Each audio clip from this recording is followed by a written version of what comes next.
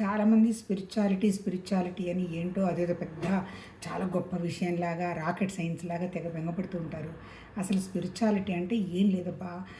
అంటే ఏంటి, మన మనస్సు మీద మనం పని చేసుకోవటం అంతే కదా. మన దగ్గర ఉన్నది, మన ఇబ్బంది పెడుతున్నది ఏంటి అసలు?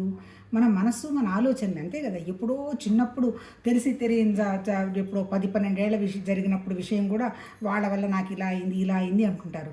ఆఫ్టర్ ఆల్ జరిగింది బాడీకి అంతే కదా. అప్పుడు మన మనసు కూడా మనకేం తెలియదు. మనం ఏదో కోరిక ప్రకారం ఏదో చేసిన వాళ్ళం కూడా కాదు.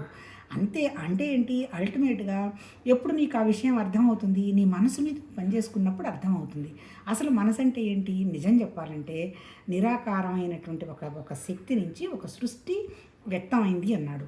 ఆ వ్యక్తమైన సృష్టిని ఏమన్నారో తెలుసా? అంటే ఏంటి, అసలు నిజంగా జరగలేదు, ఉన్నట్టు కనపడుతుంది, అది మాయ అన్నారు. అంతే చెప్పింది వాళ్ళు. ఇప్పుడు అసలు అంటే ఇప్పుడు మాయ ఏంటి అంటే, సృష్టి కనపడుతున్నది, వ్యక్తం అవుతున్నట్టు కనపడిందంటే ఏంటి, కొద్దో గొప్ప ప్రాణం లేని విషయాలుగా బయటకు వచ్చింది అన్నాడు. ప్రాణం లేని విషయాలు ఏంటి, మా భూమి, అగ్ని, నీళ్లు, వాయువు, ఆకాశం, పంచభూతాలు. తర్వాత వాటితో పాటు ఏంటి, అవి ఉన్నాయి అని ఎవరికి తెలుస్తుంది?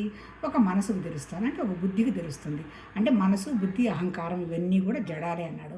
ఆ తర్వాత ఏంటి, ఇంకా ఏం చెప్తాడు, జీవ చైతన్యం కూడా నా నుంచే వచ్చిందన్నాడు. జీవ చైతన్యం అంటే ఎవరు? మనము.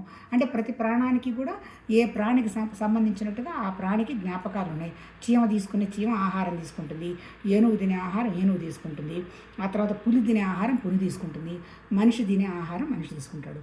ఎందుకు ఇన్ని రకరకాలవన్నీ ఎందుకు చేయాల్సి వచ్చింది అయ్యా అంటే, దానికి ఆయన ఏం సమాధానం చెప్తాడు, నాది డివైన్ మైండు, ఈ డివైన్ మైండ్లో ఏకత్వం, ఇది ఒకటే ఉంది, అన్ని రకాలుగా ఎలా ఉంటే బాగుంటుంది అనే అనుభవానికి ఇదంతా సృష్టి చేశాను.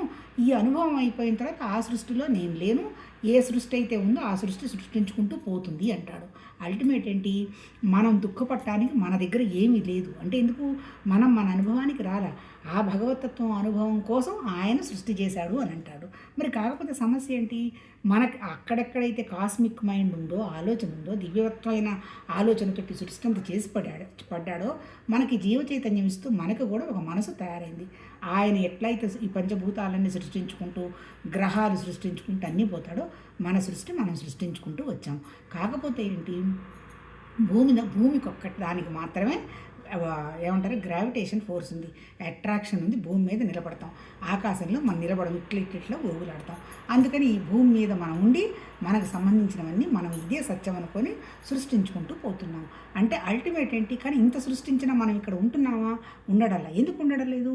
మాయ అన్నాడు. మాయ అంటే ఏంటి, ఇదంతా మనసు ఆడిస్తున్న నాటకం అంటాడు. ఇప్పుడు మనం చేయాల్సింది ఏంటి, మన మనసు మీద మనం పనిచేసుకోవాలి. చూద్దాం.